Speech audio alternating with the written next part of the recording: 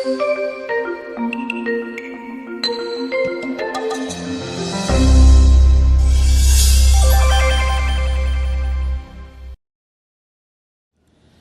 Matthew chapter 4, ay makikita po natin yung temptation na binigay ng demonyo sa ating Panginoong Hesus.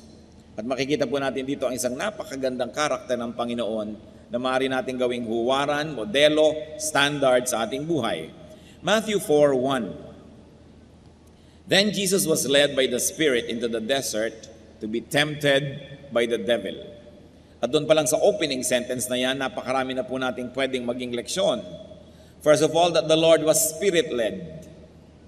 Ang ginagawa ng Panginoon ay ayon sa udyok, bulong, turo ng banal na Espiritu. And that the Lord followed the leading of the Holy Spirit.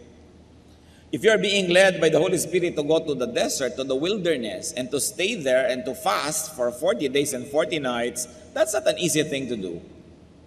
Maaring tayo mga tuwiran, tumanggi, umiwas, subalit siya ay sumunod. In our lives, what can we learn from the lovable Jesus in this verse? Be Spirit-led. Listen to the voice of the Spirit.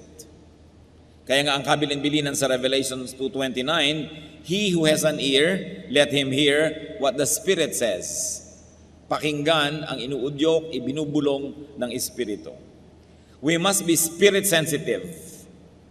Pagka po may ipinapagawa ang Panginoong Diyos, kailangan tayo tahimik, quiet enough to hear the voice of God.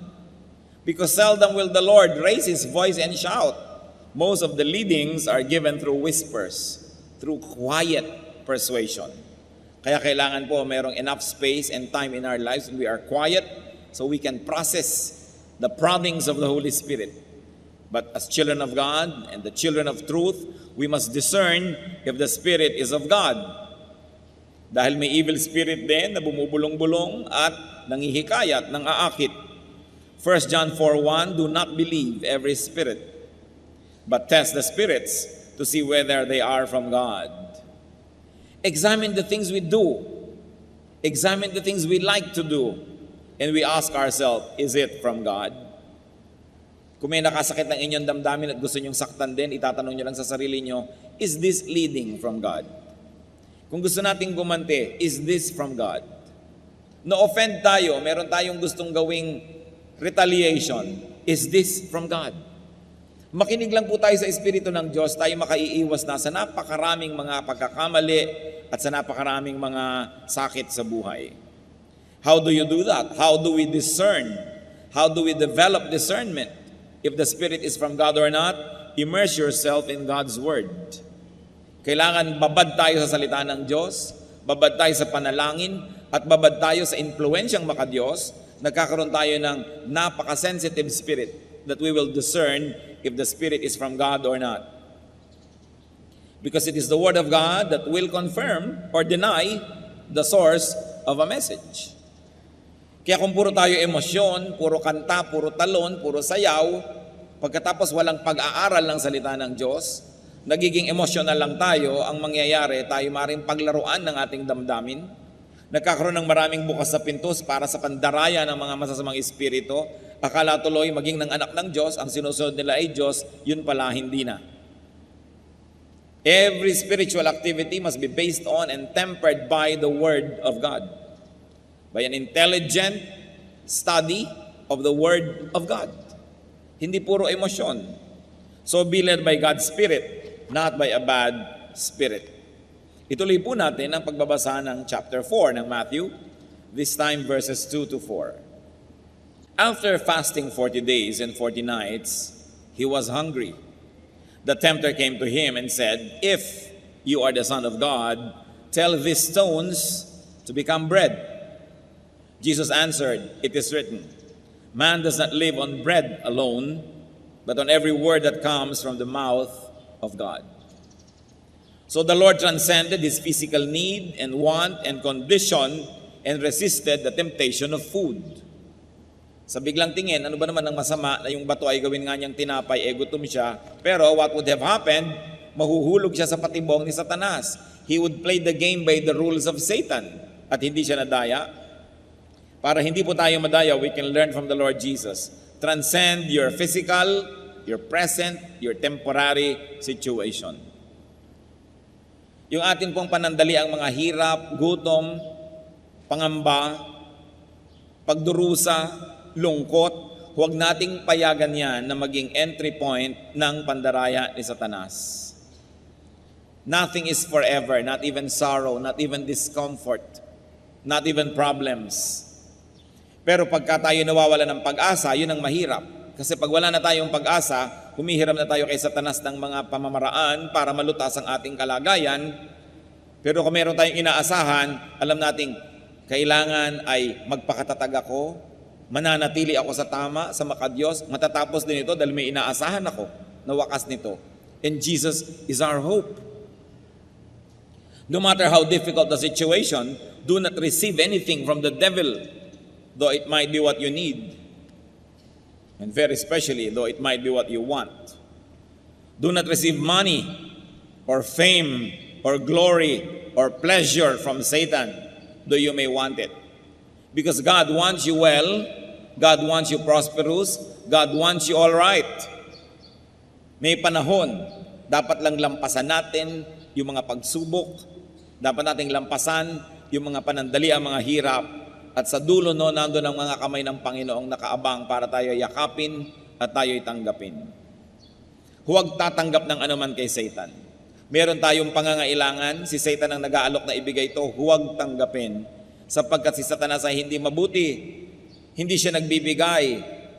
Pagka meron niyang parang ibinigay, ang laki ng bawi. John 10:10, the Lord said, the thief, referring to Satan, comes only to steal and kill and destroy. Wala siyang ibinibigay na mabuti. Pero syempre, ang ibibigay niyang lason, sugar-coated. Ang ibibigay niyang kasinungalingan will come dressed as truth. So be very discerning and do not be swayed by your temporary need to the point that you will hurt your eternity. So, tinukso ni Satanas ang Panginoon. Kung Diyos ka talaga, kung ikaw talaga yung akala mo at sinasabi mong ikaw, ba't di ka maghimala? Gawin mong tinapay ang mga bato. But the Lord responded to the situation, to the issue, to the offer with a verse. Sabi niya, man does not live by bread alone. Hindi siya nakipagtalo. Ang isinagot niya, salita ng Diyos, nakasulat sa Biblia, kaya hindi pwedeng makipagtalo si Satanas. Pwede lang makipagtalo si Satanas sa sarili nating karunungan, sa sarili nating pangangatwiran. But when you quote the Word of God is powerful, that Satan has no choice but to submit to it. Psalm 119:42, I will answer the one who taunts me, for I trust in your word. And the answer is God's word. What can be learned, brother and sister? Respond with a verse. When people taunt you, when people give you temptation, pag ginagalit ka ng tao, tinutokso ka ng tao, ang sagot mo, verse. Sabihin mo man sa kanya yon o sa loob-loob mo lang, ang mahalaga, verse. That's why it's important to memorize verses. We should memorize the Word of God. Tiyakin nyo lamang po na ang inyong interpretation at application ay hindi self-serving. Kasi meron naman talaga nagko-quote ng verse pero baluktot para lamang palakasin ang kanyang depensa, para lamang magmatigas sa kanyang gustong sabihin at gawin. Pero ang sabi ng Psalm 119, verse 11, I have hidden your word in my heart that I might not sin against you. At kung sa puso nakatanim ang salita ng Diyos, paano mag-uugat doon ng kasalanan? May naunang nakatanim. Kung sa utak natin, sa ating isip, ay nandun na ang salita ng Diyos, naunahan na niya yung masama, paano pa makapaghahari ang masama doon? Meron ng nakalagay na nakabutihan doon. Kaya ang mahalaga, alamin, isaulo ang salita ng Diyos.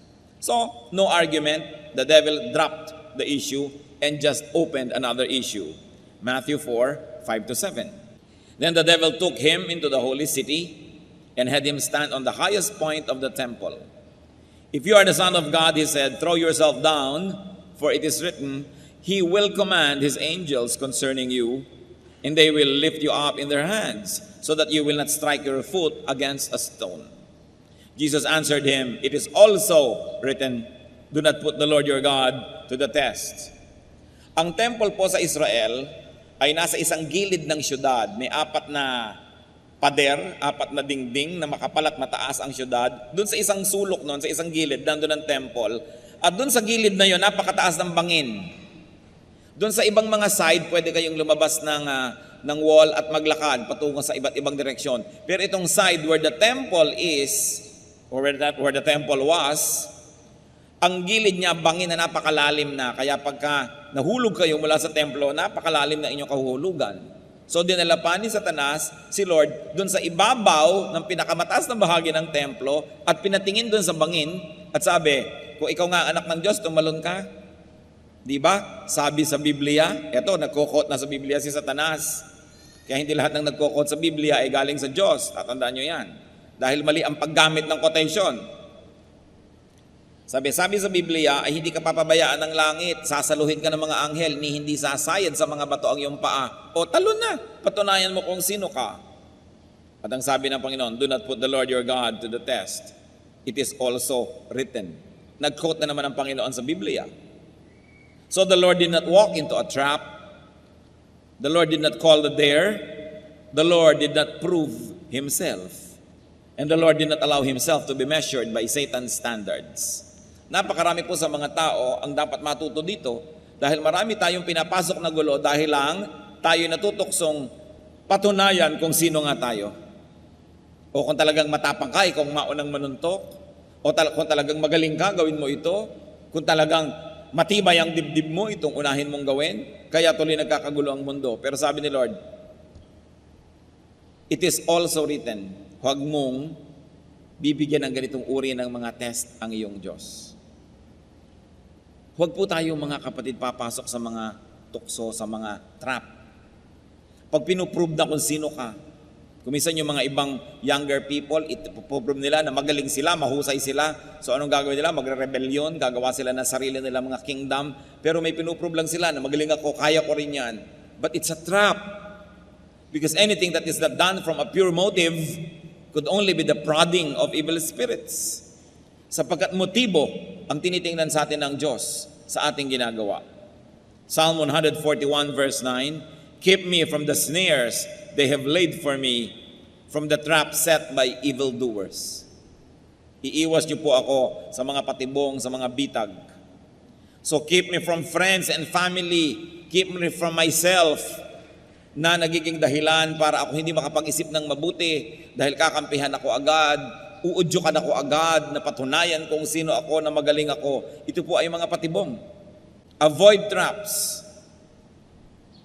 At syempre, sinasabi din sa Biblia, ang mga babaeng magaganda at magagandang magsalita, ganon din ang mga lalaki na mapang-akit, ay trap yan sa mga married people who should not even entertain such persons. They are traps. Oras na pumasok ka, hindi mo alam, bitag pala, ang hirap ng lumabas. Marami pong mga traps, mga kapatid. Kung minsan yung pagsisikap, sisikapin kong maging best engineer, sisikapin kong maging best accountant, o sisikapin ko na maging best pastor, sisikapin ko na maging magkaroon ng ganitong ministry at papalaguin ko. Kung minsan hindi naman pure lagi ang motive. Dahil lang may inggit sa kapwa, dahil may gustong patunayan o gustong makipagkompetisyon. Sayang ang lahat ng pagod natin sa pagiging excellent kung ang dahilan lang pala ay gusto lang nating magpasikat. Gusto lang pala nating daigin ang ating kapwa. Si Solomon na pinakamarunong na tao naglakad sa balat ng lupa, sabi niya sa Ecclesiastes 4 verse 4, I saw that all labor and all achievement spring from man's envy of his neighbor. Nagpapalaki ng bahay, hindi dahil kailangan niya o gusto niya, kundi dahil gusto niyang daigin ang kanyang kapitbahay. Estudyante, pinipilit ng magulang, taasan ng grade, taasan ng grade, taasan ng grade. Hindi lang talaga para matuto, para madaig pala ang mga kaeskwela. Husayan mo ang isang bagay. Kaya ganyan na rin siguro yung mga kumisan ay walang kabuluhan na nagpapalagay sa Guinness Book of Records. Pinakamahabang hotdog sa mundo, 3 kilometro. O ano ngayon, ang napala mo na may pinakamahabang hotdog sa mundo, nalagay ka lang sa Guinness Book of Record, natalo mo lang yung dating may record. Pinakamalaking salad, isang buong plaza, salad. Sino ngayon ang kakain nito?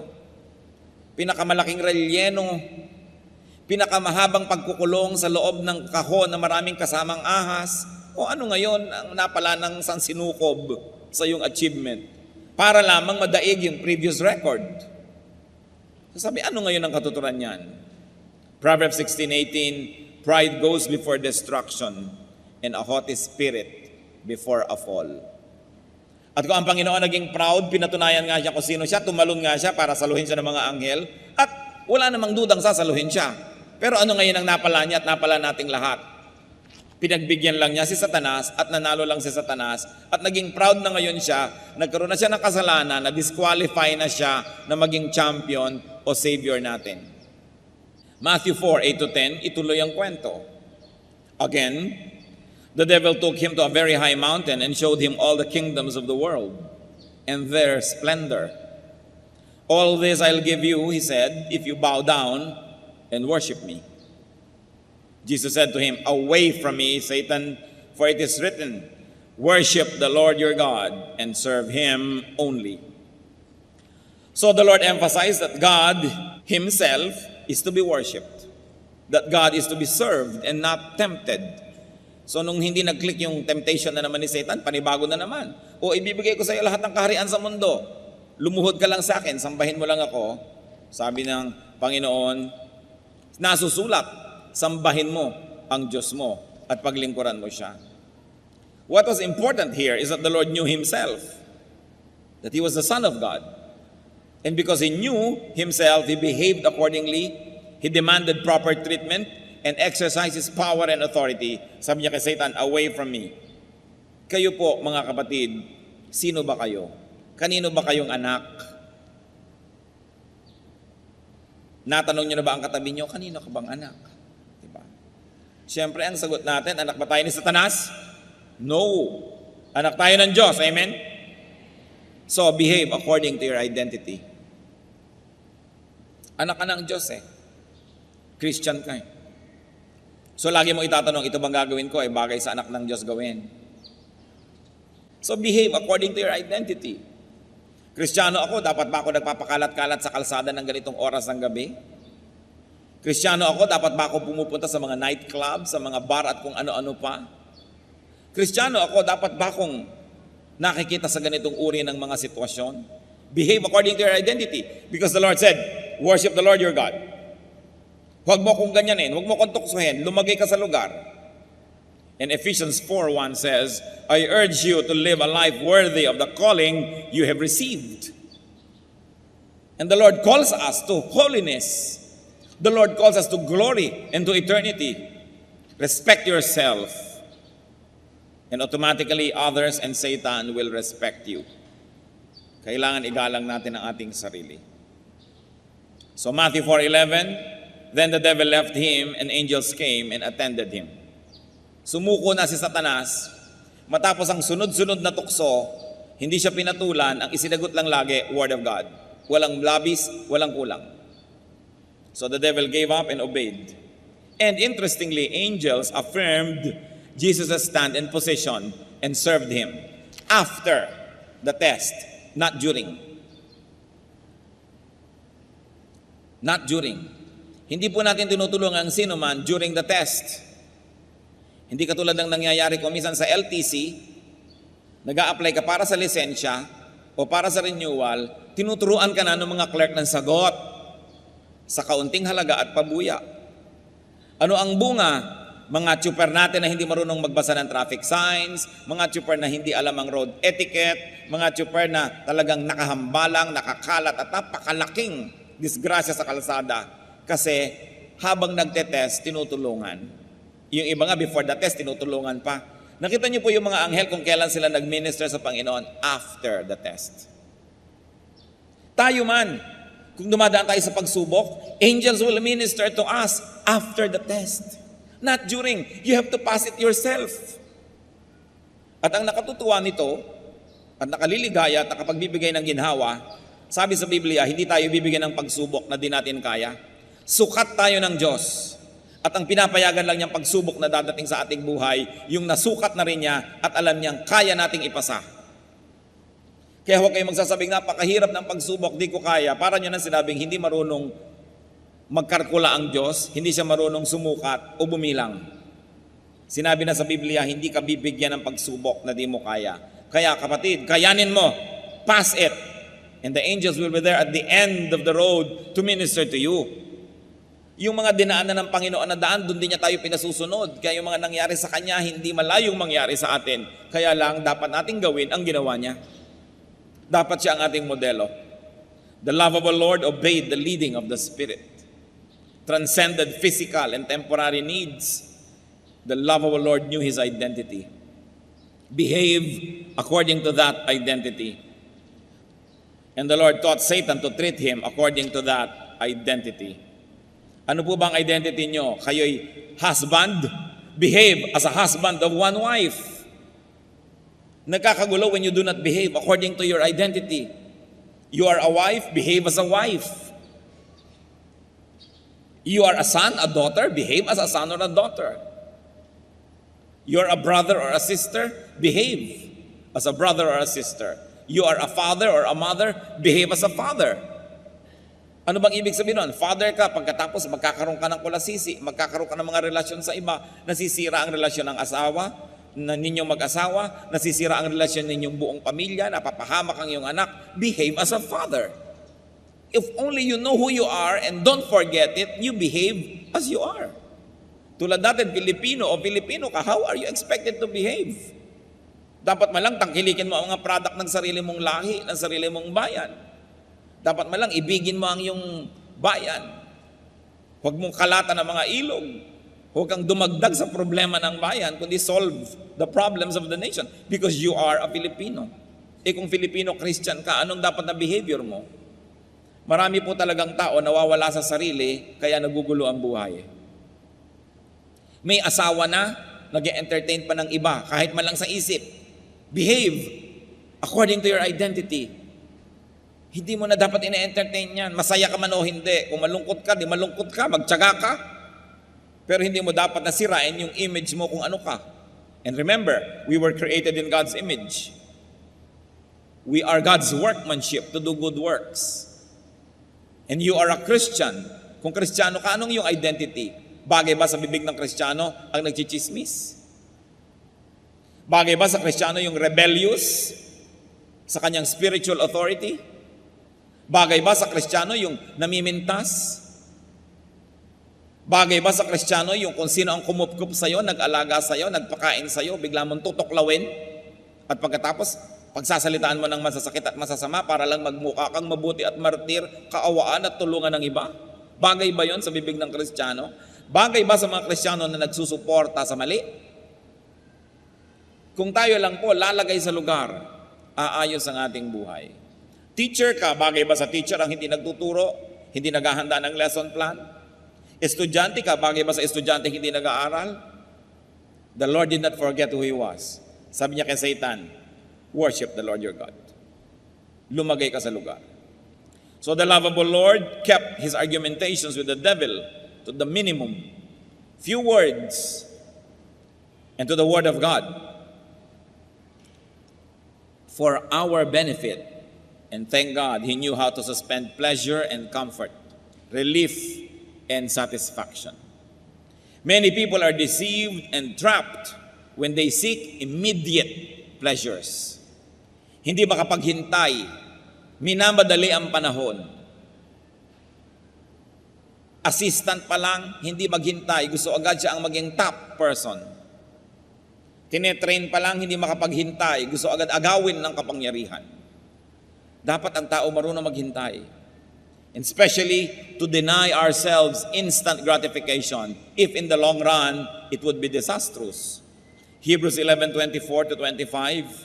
By faith, Moses chose to be mistreated along with the people of God rather than to enjoy the pleasures of sin for a short time. Isipin po ninyo, prinsipe na ang status ni Moses sa Egypt, the most powerful empire of the world. And yet, because he knew who he was, that he was a Hebrew, he belonged to the nation of God, he denounced his Egyptian identity, his royal status, and rather chose to be among the slaves who were the Hebrew people. Pinili niya na dumaan doon sa mahirap kasi yun ang tama. Nabuhay siya dahil siya ay naging totoo sa kanyang sarili. And even the Lord resisted temptation, stood His ground. The Lord suffered so as to be our champion, our Savior. Ano po ba yung mga champion na yan? Nung araw, halimbawa, may giyera, pangkat A, pangkat B, para maiwasan na lang na dumanak ang sobrang daming dugo, pipili na lang ang pangkat A ng kanyang champion. Yung pangkat B, champion. Yung dalawa ang maglalabanan. Pag natalo yung champion ng pangkat A, talo na yung buong pangkat A. Yan ang hinamon ni Goliath sa Israel. Sabi niya, ako ang kampiyon ng mga Philistines. Humanap kayo ng kampiyon nyo, kami na lang ang maglalabanan. Kung natalo ako, talo na yung buong army namin. Huwag na nating lipulin ang lahat. May champion ka. Nakita niyo po, pag may champion tayo, ang binibining Pilipinas, yan ang champion ng Pilipinas, ilalaban mo sa Miss Universe. Pag natalo siya, talo na yung buong Pilipinas. Pag nanalo siya, panalo na yung buong Pilipinas. Pag may basketball team tayo, sila yung ating champion. Pagka meron tayong representative, sila yung ating champion. So, si Lord, siya ang ating champion. Lumaban siya para sa atin. Hindi na tayo ang inisinuong sa giyera with Satan. Hindi na tayo ang ipinapako sa krus, hindi na tayo ang hinagupit, hindi na tayo ang dumaan sa kutakot-takot na hirap, siya na. Pero kung hindi niya yun pinasa, talo tayong lahat. But because He stood His ground, no matter how difficult, na ipinapako na siya sa krus, ibinabaon ang mga malalaking bakal na pako sa kanyang laman, litid, buto. Nananalangin pa siya at hinihingi ng tawad yung gumagawa noong kalapastanganan na yun sa kanya. Kung siya'y nagalit, napuno, napikon, at gumawa ng hindi maganda, hindi na natin siya champion. Kasi ang champion na kailangan natin para mahugasan ang ating kasalanan ay yung walang kasalanan. Ang kailangan nating champion para tayo luminis ay yung may malinis na dugo. Tiniis niya ang lahat so that He will remain to be our champion. And thank Jesus because He is our victorious champion.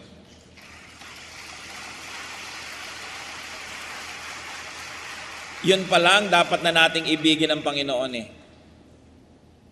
Gaano karaming tatay, champion ng pamilya nila, pero nung dumaang kekembot-kembot, bumigay. Ang sweldo napabigay sa iba, nagdusa ang pamilya. Gaano karaming mga anak, champion ng kanilang pamilya sa school, ang glory niya, glory ng pamilya, ang kahihiyan niya, kahihiyan ng pamilya, tapos may nag-alok ng drugs, may nag-alok ng kabalbalan, ginawa yung kabalbalan, napahiya, nasaktan ng buong pamilya, talo. Champions tayo ng ating maliliit na mundo. Pero pwede tayong magwagi dahil yung champion ng malaking mundo natin, si Kristo, nagwagi na siya. Hebrews 4:15, for we do not have a high priest who is unable to sympathize with our weaknesses, but we have one who has been tempted in every way, just as we are, yet was without sin. Huwag niyong sasabihin, sapagkat ako'y tao lamang. Sapagkat kaya nga ang Diyos ay nagkatawang tao, para niya, pakita sa atin, na kahit siya'y nagkatawang tao, hinarap niya at nagpakatibay siya sa harap ng mga tukso para meron tayong modelo na pwedeng tularan. 1 Corinthians 15:57, thanks be to God, He gives us the victory through our Lord Jesus Christ. Hindi pagkatalo, hindi kahihiyan ang dinala sa atin ng Panginoong Yesus. Karangalan, tagumpay. So when tempted, remember, learn from, and be like Jesus. Siya ang alalahanin. And remember this, you are and you can be someone's champion. I remember another line from the poetry of J.D. Drilon Jr. Alam niyo po yung tula ni J.D. Drilon Jr., one word per line, walang mga tuldok, walang mga comma, walang punctuation marks. At ito inspirasyon, yung ideya nung siya po ay isang sundalo, padala ng Pilipinas sa Korea. Nung araw, tinulungan lang natin yung Korea. Ayan, nalampasan na tayo dahil sila ay makabayan. Meron silang digmaan, nagpadala ang Pilipinas sa mga hukubo, napadala doon si J.D. Drilon Jr. At nung nasa loob siya ng foxhole, nakikipagbarilan doon sa mga ibang kalaban sa kabilang foxhole, sabi niya, We are at war because elsewhere our leaders failed to make the peace. Yon. Nandito tayo sa foxhole na to, namamatay at pumapatay, nakikidigma, nahihirapan, kasi ang mga champion natin, yung mga leaders na nag-usap, na bigo, na mag-usap ng mabuti, nagyera silang dalawang leader, tamay tayong lahat. Sa pagkakamali ng isang leader, nadadamay ang isang buong bansa. Sa pagkakamali ng isang religious leader, nadadamay ang buong kongregasyon. Sa pagkakamali ng isang ama o ina, nadadamay ang buong pamilya. Ganon din sa anak. We are at war because elsewhere our leaders failed to make the peace. But whenever we can be victorious, we can say we are victorious because our leader, our champion, Jesus, was able to make the peace. And therefore we are at peace with God through the Lord Jesus Christ. Kaya dapat natin siyang mahalin at pasalamatan. Dapat siya talagang itanghal. Kung hindi lang nga questionable yung igawa siya ng monumento, siya ang dapat igawa talaga. Dahil siya ang tunay nating bayani. Siya ang tunay na tagapagligtas. Dahil nanalo siya, pwede tayong manalo. At dahil tinanggap na niya lahat ng parusa, pwede na tayong hindi parusahan. When people are not able to do what is right, people under them are dragged into suffering. So you are and you can be someone's champion. Do not fall, if only for the sake of others. Dahil marami tayong dadalhin pag tayo'y bumagsak. Thank and love Jesus. Nauna na siya sa paggawa ng mabuti. 1 John 4:19, we love because He first loved us. Nauna na tayong minahal ng Diyos, dapat tayong makipagmahalan sa Kanya. At itong dapat nating i-develop, I don't know how you will do it in a personal way, but develop a personal love affair with Jesus. Isang personal, maganda, masarap na relasyon. At salamat na lang dahil nanalo na siya. Huwag kayong malungkot, huwag kayong magluksa, huwag kayong matakot. Revelation 5:5, do not weep. See, the Lion of the tribe of Judah, the root of David, has triumphed. Nagwagi na. At lahat tayo nakinabang at nakikinabang dahil sa kabutihan ni Jesus, dahil siya ang ating champion. 2 Corinthians 5:21, God made Him who had no sin to be sin for us, so that in Him we might become the righteousness of God. Christian, love your hero, love your champion, love your Savior. At paano natin masusuklian ang kabutihan ng Panginoon bilang champion natin? Be a champion to someone. Fight a good fight for the sake of those who believe in you, for the sake of those who trust you, for the sake of those who rely on you. At mas marami tayong taong pinamumunuan o nasasakupan, mas malaki ang ating pananagutan. Jesus is our champion. At ang sabi sa Bible, I can do all things through Christ who gives me strength. Ano po ba ang ating mga hinaharap na mga temptation? Anong mga kahinaan? Pinanghihinaan ba kayo ng loob? Huwag niyong lilimutin kung sino si Jesus at kung sino kayo, na tayo ay anak ng Diyos. Tayo ang tagapagmana ng Diyos. We should behave accordingly. Huwag nating lilimutin, lalo sa mga panahon ng hirap. Huwag tayong bibigay. Huwag nating lilimutin, hindi bagay sa aking sumuko. Si Jesus, nung binibigyan ng pagsubok, ay hindi sumuko. Hindi ako dapat sumuko. Nauna na siya. Hindi ako ang pioneer. Hindi ako ang iimbento o hahanap ng mga sandata o lunas. Nagawa na lahat ni Jesus. Susundan ko na lang ang kanyang mga yapak. Maninindigan ako sa tama. Panginoong Diyos, kami nananalangin sa sandaling ito. Tunghayan mo po kaming lahat, ang mga personal na buhay ng bawat isa. Alam niyo, Panginoon, ang mga dinaranas ng iyong mga anak ng mga pagsubok. Alam niyo po, ang dinadaanan na hirap. Alam niyo po, Panginoon, na napakadaling matukso.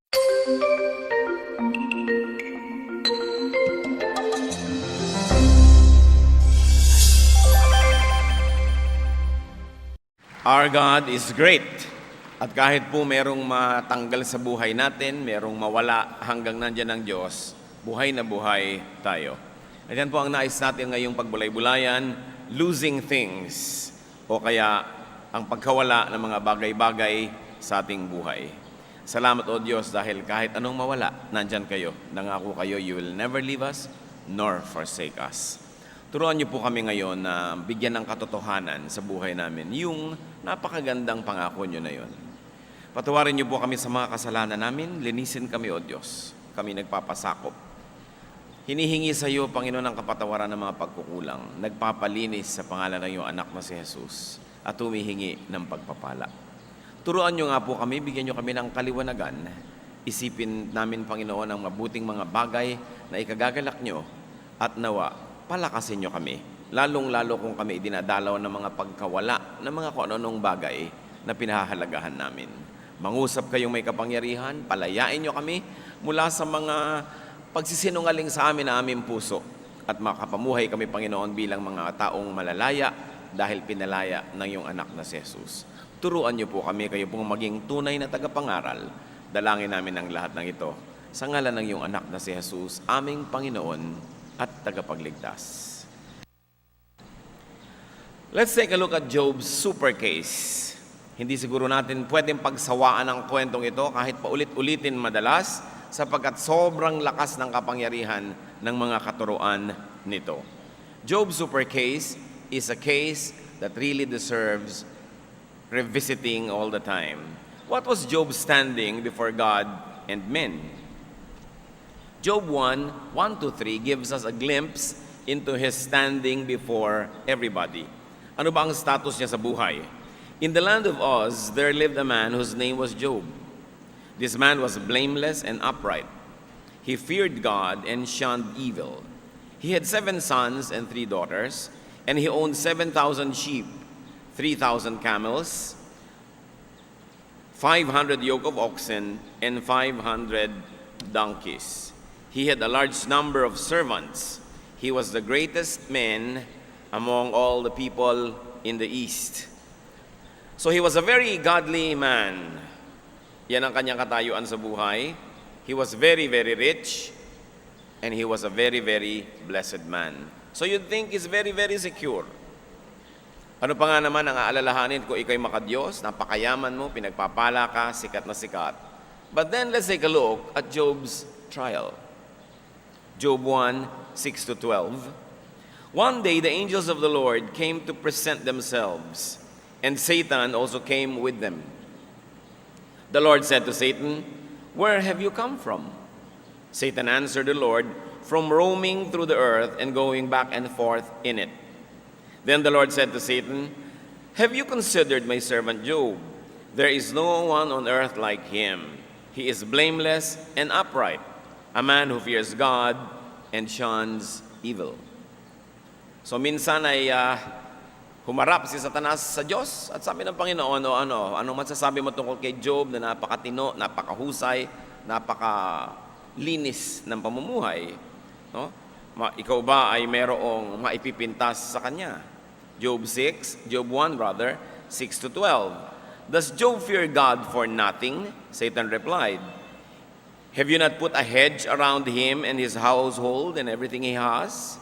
You have blessed the work of his hands, so that his flocks and herds are spread throughout the land. But stretch out your hand and strike everything he has, and he will surely curse you to your face." Sabi, wala naman ako maipipinta sa kanya kasi wala namang kulang sa buhay niya eh. Lahat ibinigay niyo na. Ang yaman-yaman niya. Sikat na sikat. Siyempre, godly. Pero subukan yung bawiin niya mga yan. Subukan yung tanggalan siya ng mga pagpapala at isusumpan niya kayo ng harap-harapan. Verse 12, the Lord said to Satan, "Very well then, everything he has is in your hands. But on the man himself do not lay a finger." So ang sabi ng Panginoon, sige, pinapayagan kita na ilagay sa pagsubok si Job. Lahat ng ari-arian niya na galing sa akin, pwede mong galawin. Huwag mo lang gagalawin yung katawan niya. Puwera siya. Lahat lang nasa labas ng katawan niya, siya hindi. So this very godly man was going to have a very, very difficult life. He's going to suffer loss of wealth. Kasi yun ang paratang sa kanya ni Satan eh. Makadiyos lang naman yan kasi mayaman. Subukan mo papaghirapin. So, sige, Bahala ka kung anong gusto mong gawin. Huwag mo lang siyang gagalawin, puwera ang katawan. So let's take a look at Job's great loss. He lost wealth. He lost things. Kayamanan, mga bagay-bagay. Paano nangyari yon? Napakasakit, Kuya Eddie. Job 1:13-15. One day when Job's sons and daughters were feasting and drinking wine at the oldest brother's house, a messenger came to Job and said, "The oxen were plowing and the donkeys were grazing nearby, and the Sabaeans attacked and carried them off. They put the servants to the sword, and I'm the only one who has escaped to tell you." So anong unang nawala kay Job? Mga katulong, mga alipin na noong unang panahon, binibilang na kayamanan, wealth. He also lost oxen and donkeys. Ang kanyang mga alagang hayop na napakaraming nagpapayaman sa kanya, ninakaw ng mga bandido. So this terrible thing was caused by men. Mga tao ang dinaanan ng dilubyong ito, sila ang lumikha. Para bang bumagsak na ang langit kay Job, pero hindi pa yun sapat. Job 1:16, while he was still speaking, another messenger came and said, "The fire of God fell from the sky and burned up the sheep and the servants, and I am the only one who has escaped to tell you." Kung sa gawid doon ay ninakaw ang kanyang mga hayop at pinatay ang mga katulong, sa banda naman dito ay umulan ng apoy mula sa langit, natupok ang mga natitirang mga hayop doon at ang mga katulong na nag-aalaga ng mga hayop na yon. So there was another great loss of servants and sheep. They were burned up. This time not attributed to men by the witness, but he said, fire from heaven. Hindi na galing sa tao, galing na sa taas. It was not man-made. Pwede ka kasing mawalan galing sa tao, pwede kang mawalan galing sa taas. Job 1:17, parang hindi pa kasya ang mga problema na yon in one day. While he was still speaking, another messenger came and said, "The Chaldeans formed 3 raiding parties and swept down on your camels and carried them off. They put the servants to the sword, and I am the only one who has escaped to tell you." So far, sa dami-dami mga katulong ni Job, 3 lang ang natira at lahat sila'y dumating na may masamang balita. Malungkot na balita. Sinalakay naman sila ng iba na namang grupo, ninakaw ang mga kamelyo na kayamanan din. Nung araw, yung mga kamelyo parang kotse yan ngayon. Yung mga kamelyo, pan-transport, kayamanan. Sabi, ako lang po ang natira para maibalita ito sa inyo. There was another great loss of servants and camels. Hindi lang dumating ang problema kay Job, sapin-sapin, patong-patong. No? What was Job's reaction and attitude that showed his character? Siyempre, pag may dumadating sa atin, lumalabas ang tunay nating pagkatao. Job 1:20-22. At this Job got up and tore his robe and shaved his head. Then he fell to the ground in worship and said, "Naked I came from my mother's womb, and naked I will depart. The Lord gave, and the Lord has taken away. May the name of the Lord be praised." In all this, Job did not sin by charging God with wrongdoing. Pagkarami-raming kayamanan ang nawala sa loob ng isang araw, pagkarami-raming tauhan ang namatay sa loob ng isang araw, sabi ni Job, nagpahiram ang Diyos, bumawi, purihin siya, dahil nakahiram ako kahit sandali. At sinabi sa Biblia, sa lahat ng yan, hindi siya nagkasala. Di niya sinisi ang Diyos. Hindi katulad ng marami sa atin, biglang sisisihin ang Diyos. Why, oh God? Why, oh why? Bakit? Bakit ako pa? Yun ang tanong natin What makes you better than your neighbor para sabihin, bakit ako pa? Bakit yung asawa ko pa? Bakit yung anak ko pa? Dapat nating suriin na lahat tayo ay nagkakasala sa Diyos. Balikan natin si Job. Anong ginawa niya? He mourned. Nagluksa. Nakakaluksa naman talaga yung nangyari. Alangan naman mag-party ka. Nalungkot. Inahit niya ang kanyang buhok, nakalbo siya. Sinira niya yung kanyang damit bilang sagisag ng pagluluksa. Tapos nagpatira pa sa Diyos. He worshiped God. Hindi siya nag-worship noon bilang masayang tao. Nag-worship siya bilang isang nagluluksang tao. Mga kapatid, hindi lang po masaya ang nagwo-worship. Kahit ka malungkot, kahit ka nawalan, kahit ka naubusan, kahit ka nagluluksa, pagsamba pa rin sa Panginoon ang dapat gawin. Kaya napakaganda ng kanyang kasaysayan na hindi natin pinagsasawa ang balik-balikan.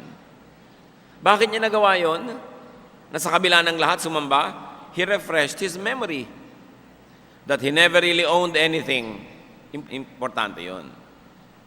Nawalan kayo ng kwintas, nawalan kayo ng kotse, nawalan kayo ng bahay, alalahanin nyo nung bata pa kayo, yung pinakamalayong mababalikan ng inyong alaala, wala naman kayo ng kotse na yun wala naman kayo ng kwintas na yun, wala naman kayo ng ganung bahay o gamit. So, ibinigay lang sa inyo. Hindi dapat ipagtampo kung binawi. Mahalagang maalala na wala tayong pag-aari. Kaya sa wikang Tagalog, ang tawag sa property, ari-arian. Kunwari lang. Hindi talaga sa'yo. Napakalalim ng kultura natin tungkol sa ownership. Sa atin, hindi natin yan masyadong ina-emphasize.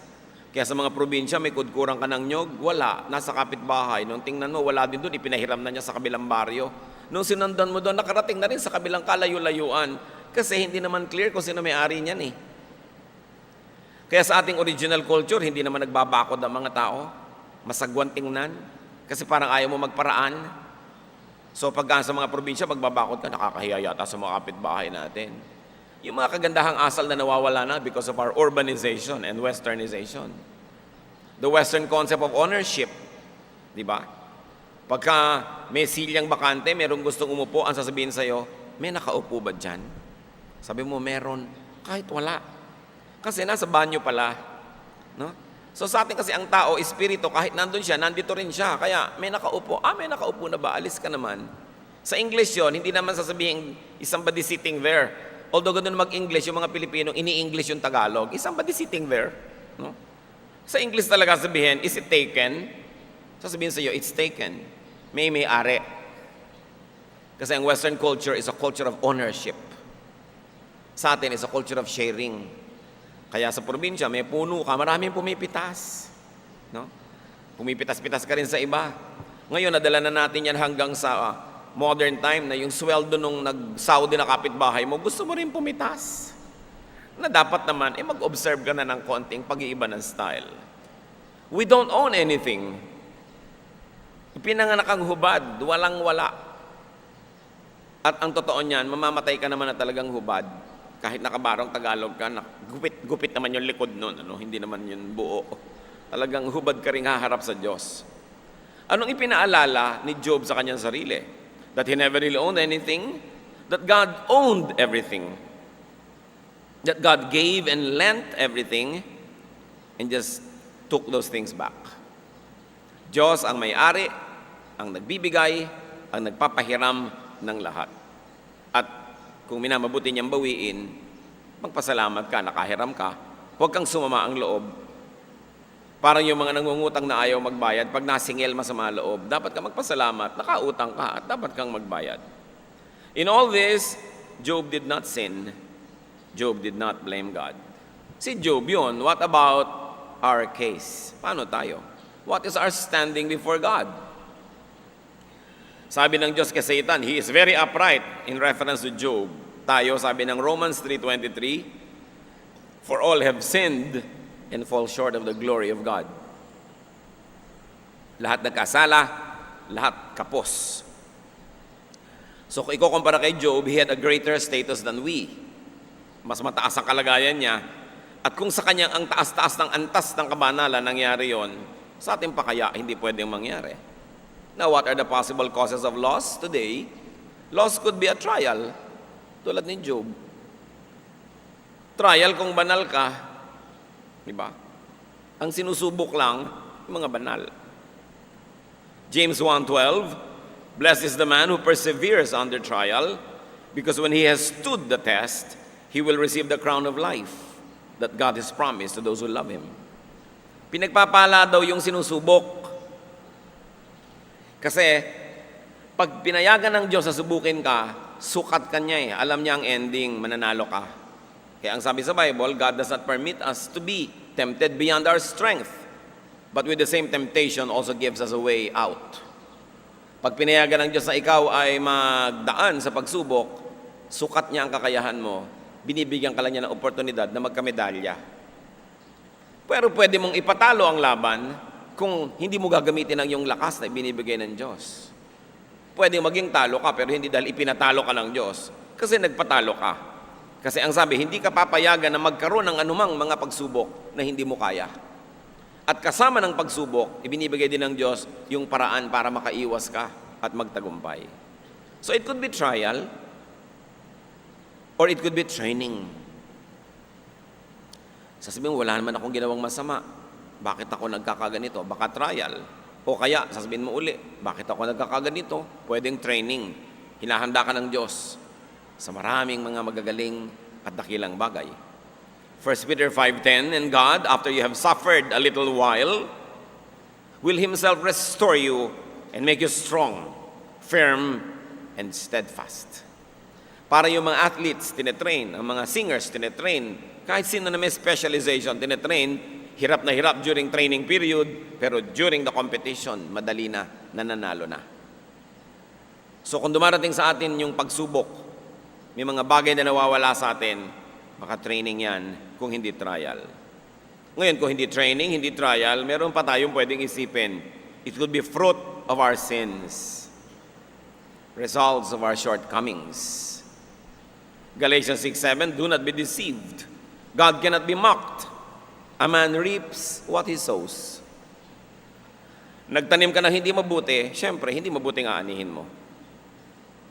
Pinapahiram ka ng magandang bagay, winawaldas mo, babawiin.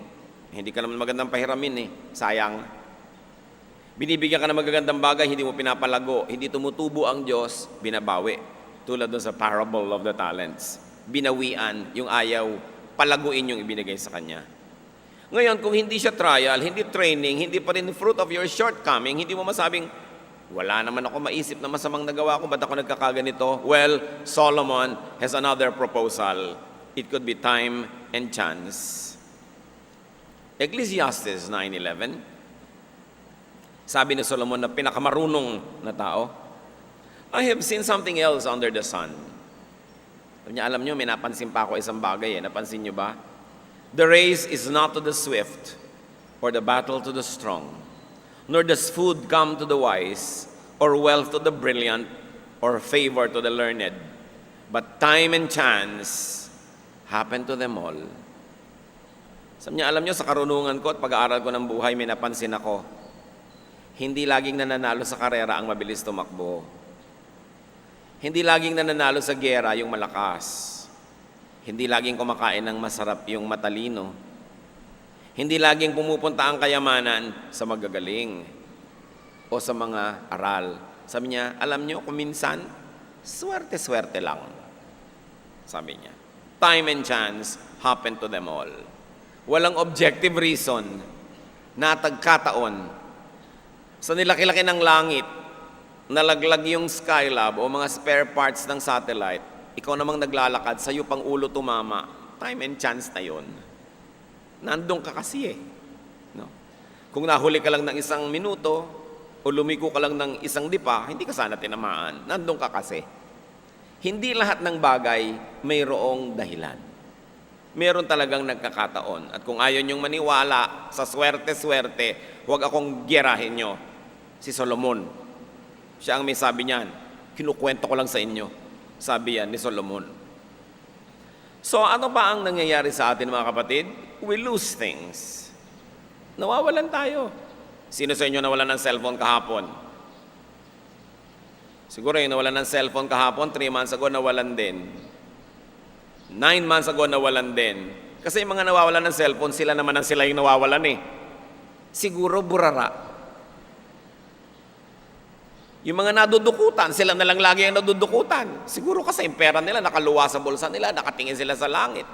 Yun naman ang yun hindi ba? Yung nagugulpe, laging sila yung nagugulpe. May mga taong takaw gulpe. Paano naglalakad pa lang, nakakainis na ang itsura, talagang parang sinasabing gulpihin mo ako. Pagpabalik-balik sa inyo ang malas, hindi na malas yun. Sobrang chance para malasing kayo, di ba? Pag rule na ng buhay nyo yun, meron kayong sistema na dapat baguhin. Kung kayo laging nai-in love, laging naniniwala sa mga kasinungalingan ng iniibig nyo, nakakapitong nobyo na kayo, yun at yun, hindi na malas ang tawag doon. May ibang tawag doon, alam nyo. Di ba? So nawawalan tayo ng pera, nawawalan tayo ng mga puhunan, nawawalan tayo ng bahay, sasakyan, mga makina, mga kasangkapan, nawawalan tayo ng mga alahas, sari-sari. Nangyayari yan. Pero ang mahalaga, what is our reaction? What's our attitude? That shows our character. We can learn from Job. Pwede tayong matuto mula kay Job. Ano bang ginawa niya? Like him, we can mourn. Pwede naman tayong magluksa eh. It's valid. It's all right to feel bad. Kahit ka Kristiyano, kahit ka banal, okay lang malungkot, okay lang manghinayang. Tama lang na malumbay. Panapanahon yan eh. Ecclesiastes 3:1 and 4, there is a time for everything, and a season for every activity under heaven. A time to weep, and a time to laugh. A time to mourn, and a time to dance. Kung nawalan ka, panahon yan para malumbay, malungkot, manghinayang. But like Job, we can and we should review the facts. Dapat din nating gunitain, pag-aralan, sariwain ang katotohanan. At ito, kung meron akong matatandaan nyo sa buong maghapon na ito lang ang tandaan natin mga kapatid, we don't own anything. Wala tayong pag-aari. Lahat ay ari-arian, kunwari lang, pahiram lang. Everything we have is God-given. Therefore, everything we have is borrowed. Hiram lang. Psalm 24:1, the earth is the Lord's and everything in it, the world and all who live in it. Ang mundo, ang lahat ng nasa mundo, gumagalaw dito, nakatira dito, nakalagay dito sa Diyos. So wala naman talagang nawawala. Nawala yung cellphone mo, lumipat lang naman sa kamay ng iba, wala naman talagang nawala. Andiyan pa rin yan. Diba? At wala ka namang nabibili. Mayroong isang magandang halaman sa Bulacan Garden, binayaran mo na ang mahal-mahal, dinala mo sa bahay mo para doon lang malanta. Di ba? So, ano nangyayari? Wala namang nawala sa planeta, mula doon lumipat lang sa'yo. Nagpapalipat-lipat lang. But nothing is lost or gained in this world. So, dapat hindi tayo masyadong attached. Hindi ka masyadong in love. Kung meron tayong pangalawang dapat matandaan, one is, sabihin nyo nga sa katabi nyo, ano una? Sabi. Ano? You don't own anything. Number 2, you cannot lose anything you never owned in the first place. Yun lang, pwede na kayo umuwi. Yun na yung mensahe. Wala tayong pag-aari, therefore, walang pwedeng mawala sa atin. Kasi paano mawawala sa'yo yung hindi naman sa'yo? So, ay, nawalan ako ng pera. Hindi ka nawalan ng pera. No? Ipinanganak ka, wala ka ng dalang pera eh. Hindi sa'yo yun, so hindi nawala. Okay? Walang nawala. Nawalan ako ng asawa. Bakit no ipanganak ka ba? May asawa ka na. Hindi nawala. Hindi naman sa'yo eh. Walang nawawala. Alam nyo kung bakit tayo nagdurusa? People suffer loss because they are deceived into thinking as owners. Nadadaya tayo ng mundo para mag-isip tayong tayo'y may-ari. Wala tayong pag-aari. Kaya talaga napakaganda ng wikang Tagalog eh. Ari-arian. Pag ginamit sa Tagalog yung salitang ari, yun ang private part mo, talagang sayo na yun. Di ba? Itagu-tagumot sa'yo. Pero yung mga bagay-bagay, ari-arian lang. Kaya hindi ka dapat masyadong in love. We do not even own our bodies. Itong katawan na to, pag sinabi niyong katawan ko, sabihin niyo nga, sino yung nagsasalita? Sino? Pag sinabi niyong ito ang katawan ko, So sino yung may-ari sa katawan mo? Sino yung nagsasalita? Hindi ikaw. Di ba? Yung salitang, ito ang katawan ko. Katawan ko. So nakahiwalay pala ako sa katawan na ito para masabi kong akin siya. Ano yun? Sabi sa 1 Corinthians 6, 19 and 20, you are not your own. You were bought at a price. Kahit nga sarili nating katawan, hindi atin eh. Kaya pag sinasabi mo, this is my body, hindi yun totoo. Kahit ang katawan natin, Diyos ang lumikha, Diyos ang may bigay. At kung tayo ay tumanggap sa Panginoong Jesus, yung Espiritong tumatahan sa atin, yun ang may-ari ng katawan. Sabi, you were bought at a price, so glorify God in your bodies. Your body is not for you to give away. Your body is not for you to destroy. It is not your own. So yun ang ating isipin. Paano naman ako mawawalan eh? Wala naman ako talaga. So hindi naman akin yun, nakahiram lang ako. Like Job, we can and we should worship God in spite of our perceived loss. In fact, we should worship God because of our perceived loss. Nawalan ka na pala, lalo ka dapat sumamba sa Diyos. Magtatampo ka sa Diyos, di lalo ka nawalan. Sa kabila ng kawalaan, in fact, dahil sa kawalaan, dapat lalo kang lumapit sa Diyos. All the more that you need God, all the more that you need to be close to God. Si David, nung nag-aagaw buhay ang kanyang munting anak na may sakit, hindi kumain, nag-ayuno, nagdasal, hindi naligo, hindi nag-ahit. Walang ginawa kundi manalangin. Sabi niya, baka dinggin tayo ng Diyos. Todo na to. Walang kainan, walang liguan, walang gagawin kundi magdasal. Namatay yung bata. Naranasan nyo na ba yan? Kahit kutakot-takot na dasal, sino nang tinext nyo, prayer brigade, prayer warriors, storming the gates of heaven, prayer, prayer, prayer, namatay pa rin. Yung ipinagpe-pray. O bumagsak ka pa rin sa exam. O kung ano man yon, nabigo ka pa rin. Anong gagawin mo? Si David, tulad ni Job, may halimbawa. 1 Samuel 12:20. Nung malaman ni David na namatay pa rin yung bata, then David got up from the ground. After he had washed, put on lotions, and changed his clothes, he went into the house of the Lord and worshipped. Anong gagawin niyo pag nawalan? Maligo, magpabango, magbihis, sumamba. Nawala na nga kayo, hindi pa ganun ang gagawin niyo, madodoble ang kawalan. Hindi siya naintindihan ng makatulong. So, bakit po kayo ganyan nung buhay yung bata? Ang lungkot nyo. Ngayong namatay, mukhang sumaya pa kayo. Hindi ako sumaya, sabi niya.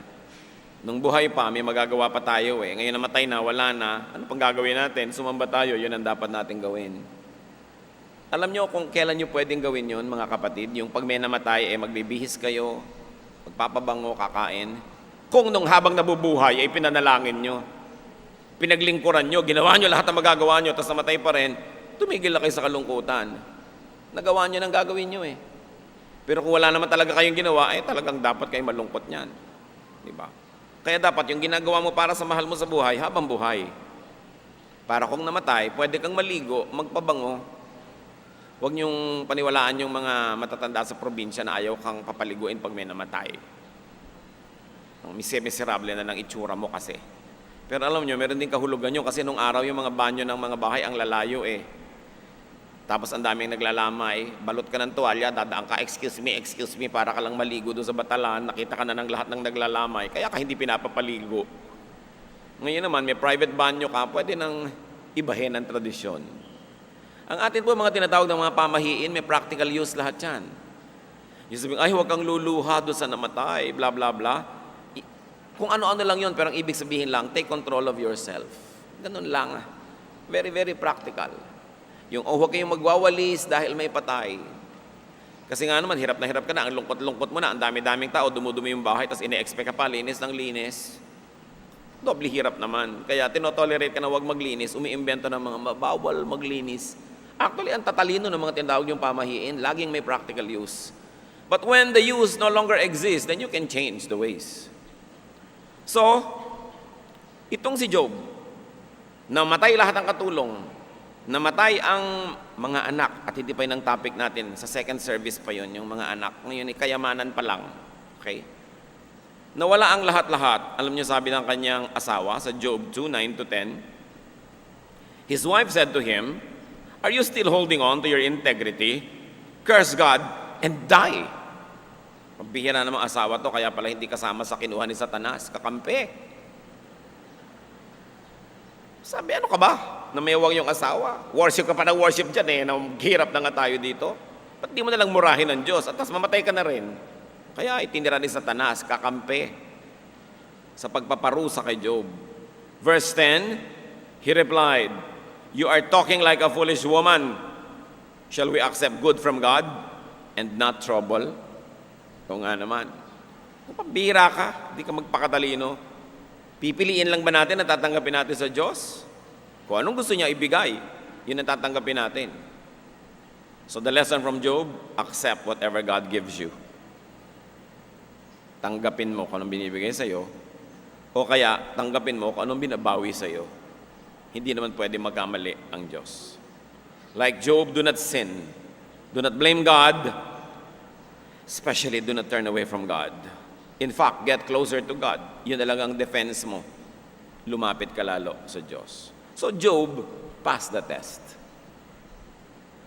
At dahil in flying colors, he passed the test, Job 42:12 tells us, the Lord blessed the latter part of Job's life more than the first. Sa makatuwid, kung gaano karaming kayamanan ni Job nung una, bago nalipol, dinoble pa ng Diyos. At kahit namatay lahat yung anak niya, binigyan siya ng pagkahaba-habang buhay na nagkaroon pa siya ng mga anak na higit pang magaganda at higit pang mas magagandang lalaki.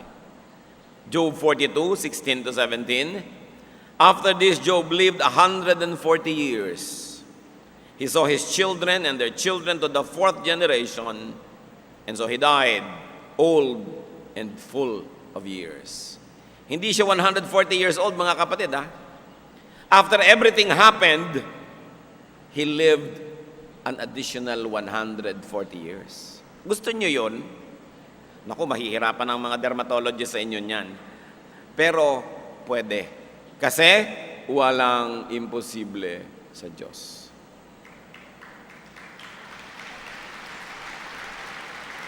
Sabi na anghel kay Mary, nung sinabi ni Mary, kadalaga kong tao, magbubuntis ako, Luke 1:37, nothing is impossible with God. Mga kapatid, kung meron sa ating nakaranas ng yumaman, tapos naghihirap uli, pwede kayong yumaman uli? Si Job nga eh. Nawalan kayo ng asawa, pwede kayong magkaroon muli, lalo't namatay na siya. No? Nawalan kayo ng pag-ibig, pwede magkaroon muli, muling buksan ang puso. No? Nawalan kayo ng mga bagay-bagay, nalugi kayo sa negosyo, pwede pa kayong bumangon. Bakit? Kasi yung Diyos ni Job, Diyos niya rin eh. Pwede. Pwede tayong makabangon muli. Ang ganda ng kasaysayan. When facing and suffering loss, do a Job. Trust God. Magtiwala. Pag nawawala na kayo ng mga bagay-bagay, nawawala na kayo ng mga tao sa paligid, tiyakin yung hindi kayo mawawala ng pananalig. Kasi yun na lang ang natitira nating yaman at pag-asa.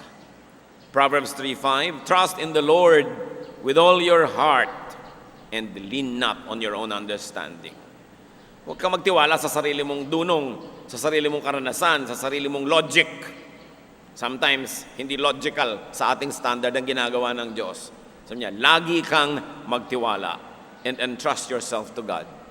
Nawawalan ka na nga, kanino pa ipagtitiwala ang sarili mo? Dapat sa Diyos. Hindi kung kanino.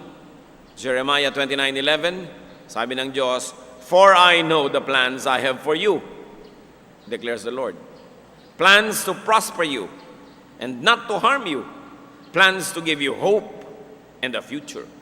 Pwede nating angkinin ng pangako na ito. Sabi ng Diyos, may plano ko sa iyo. At hindi masama ang plano ko para sa iyo. Ang plano ko, payamanin ka, hindi ka saktan, bigyan ka ng pag-asa, isang magandang kinabukasan. May plano ang Diyos. Dapat tayong magtiwala at dapat tayong sumunod.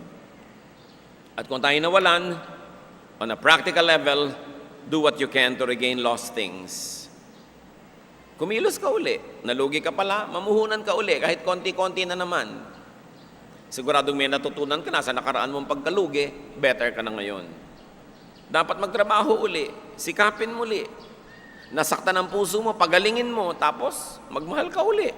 Kailangan, handa ka na bawiin ang mga nawala. Proverbs 14:23, all hard work brings a profit. Pag nagsisikap, meron kang pakinabang. Sabi ng matatanda, pag may tiyaga, ay nilaga. Pag may isinuksok, may nabubunot. Alam nyo kasi yung teorya na yun noon, ang mga bubong nung araw nipa, sapin-sapin na ganon. Pag nagluluto ka, halos abutin mo yung bubong mo. Abot mo. So pag may pera ka, isinuksok mo doon, sabi niya, may mabubunot ka. Pag may tinago ka, meron kang ilalabas sa pangangailangan. It's very important. Meron pa bang isang dahilan kung ba tayo nawawalan, mga kapatid? Nawawalan tayo para yung kamay natin mawalan ng hawak, para muling maging bukas, para tumanggap ng bagong pagpapala. We lose to find. We lose so that we can be empty enough to receive new blessings. Kaya kung nawalan kayo ng boyfriend, ang lungkot-lungkot nyo, huwag nyo isipin yan.